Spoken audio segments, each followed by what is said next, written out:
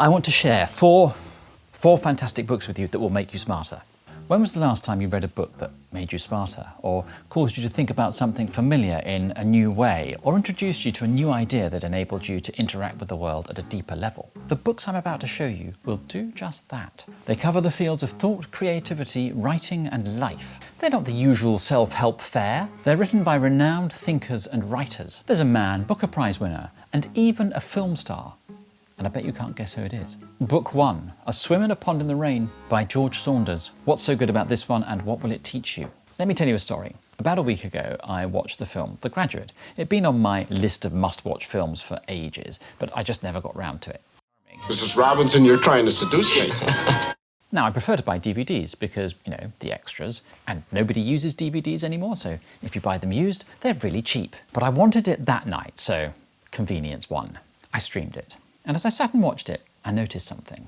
Every scene in the film made me want to keep watching so I could see what happened in the next scene. How did it hold my complete attention for almost 2 hours? It was because it's always escalating. And you could say that a story is a continuous system of escalation. That's what George Saunders says in A Swim in the Pond in the Rain. It's a book about how to write, but that doesn't really do it justice because it's not a how-to book at all. It's a glimpse inside the mind of a Man Booker Prize winning novelist. And it won't just teach you how to write. It'll teach you how to read, how to think about reading, writing, and literature. It's an absolute delight to read, especially for someone like me who knows almost nothing about literature. Saunders takes 7 classic short stories from the Russian masters and breaks them down. Saunders gives us an essay on each page of the story as we work our way through In the Cart by Chekhov. His writing is engaging, charming, and warm. And as he says, the true beauty in a story is not in its apparent conclusion, but in the alteration in the mind of the reader that has occurred along the way. Your mind will be altered by reading A Swim in a Pond in the Rain. But if you want to write, you need to know how to think properly, and the next book will help with that. But before we go any further, I want to tell you about today's sponsor, Henson Shaving. Now, I hate shaving. I also hate not having shaved, which creates a minor existential crisis for me. Now, you might think that all razors are probably the same. I did, which is why I only ever bought the cheap disposable ones. They seem to shave as close as any other and irritate my skin just as much. But then I discovered Henson, and they have a completely different approach to shaving. Their focus isn't on the smooth shave, but instead on the skin-friendly shave, and they're undertaking groundbreaking research to achieve it. The result of that research is the Henson razor. And it turns out you don't have to have 5 blades mounted on a single razor that can damage your skin as you drag it across your face. The right blade, made properly so that it doesn't bend and flex whilst cutting, will do the job and minimise the damage to your skin. The Henson razor is beautifully made. It's aluminium, no plastic. They make it in their aerospace machine shop in Canada, which also made parts for the Mars rover and the International Space Station. And it feels like a high-end precision device. And it's that precision which makes it gentler on your skin. The blades are recyclable, so they don't contribute to the almost 2 billion razors entering landfill each year, and that's just in the US. Henson's doing something really innovative in the shaving sector. They've even partnered with a medical imaging company to quantify the impact of shaving on your skin. And they've completely changed my attitude towards shaving.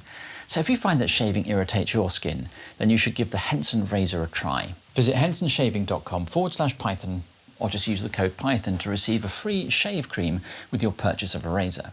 Just make sure that both the razor and cream are in your cart for the code to take effect.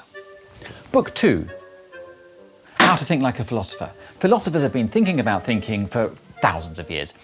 It's sort of their raison d'etre. And I think philosophy can teach us how to be more rigorous with our own approach to thinking, which can help with some of the big problems and challenges that face us, like how to live a fulfilling life, down to the smaller ones like why do bagged onions cost twice as much in the supermarket as loose ones. In his book, How to Think Like a Philosopher, Dr. Julian Baggini, himself a philosopher, provides a manual for better thinking. It's a light-hearted book and an easy read, where he explains why philosophy can teach us lessons about thinking, its benefits and limitations.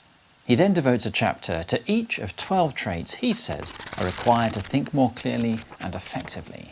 It's very much at the popular philosophy end of the spectrum, but it's a good introduction to the subject and a useful manual on how to add more precision and accuracy to your thinking. Precision and accuracy are traits that the next author had in abundance. Bruce Lee, artist of life.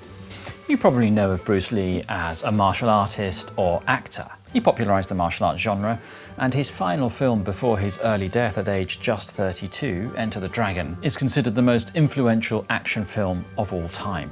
It's the most successful, grossing over $400 million worldwide. It cost under $1 million to make. But Bruce Lee was also a philosopher, and he wrote a lot of his personal philosophy down over the course of his life in notes and essays.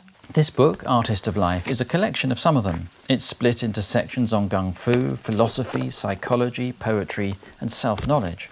It's Lee's thoughts, reflections, and experiences on becoming his authentic self. And there's a lot to learn from those ideas. He says, "I cannot teach you, only help you to explore yourself, nothing more."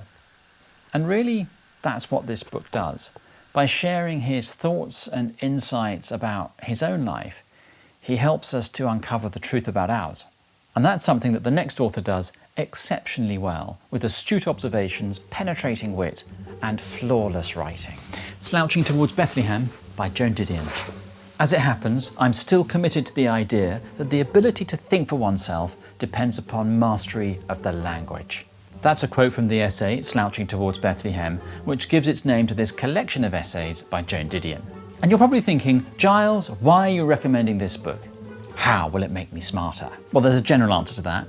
All good writing can educate, either about the topic it's discussing or the craft. So reading any well-written book could be said to make you smarter. But that's poor justification for a video like this. On that basis, I could include anything. I've picked this essay collection for a few reasons. First, it is extremely well written, and just by reading it you'll learn a lot about the craft of writing.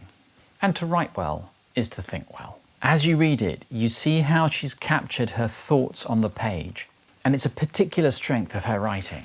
It's visible in all of her essays. Read on keeping a notebook and on self-esteem, and you'll see what I mean.